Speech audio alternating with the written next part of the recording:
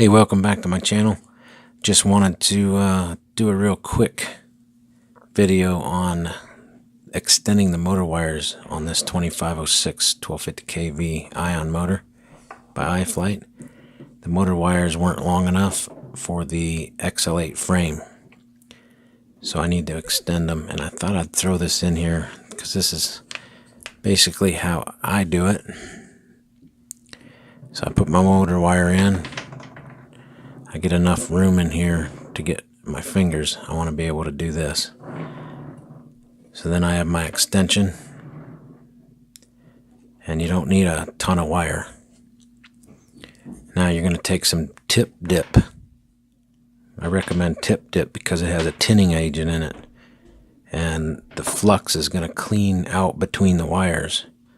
So there's a good bond. You just push that in there, and now the end of your wire has plenty of flux on it. And I just kind of pull those wires nice and straight so that it's a cylinder again. I don't ever twist them. If you twist them, they won't marry up correctly. So then you just take your two wires, bring those together until they blunt into each other, and then you just kind of articulate back and forth with a small twisting motion until it's kind of like a deck of cards. Once all the cards start to slide, then you can push it in straight against each other until this wire meets the insulation of this wire, or vice versa, whichever's longer. And then I just pinch them a little bit just to make sure I don't have any. Sorry, I got kids, you know. So just pinch them until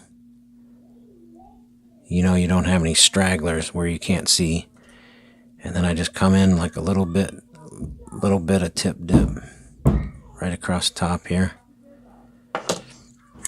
Here's a solder I'm using, 0.118. It's a 3mm, so it's pretty good size, heavy duty stuff. My soldering iron is over there boiling away. So we have a soldering iron red hot on 400. So here's a soldering iron on 400. If you can see that. I bet you can't. Alright, so I just take my solder, get my tip soldered up.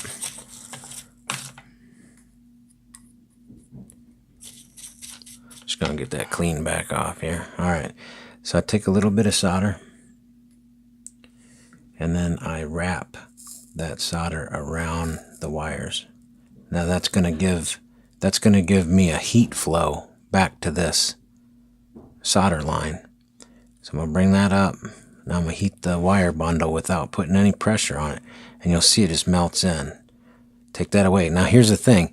If you keep heating this up, the solder is going to fall. It's going to droop, or it's going to drip. So what you want to do is the solder wants to go toward the heat, but once it gets too hot, it'll run down on you.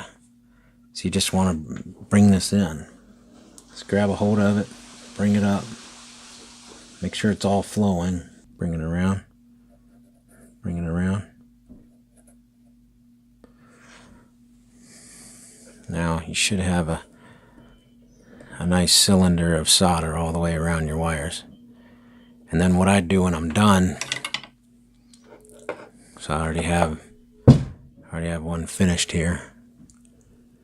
I will slide my fingers back and forth, and if I feel there's something catching the skin, then I know that could potentially punch a hole in my heat shrink,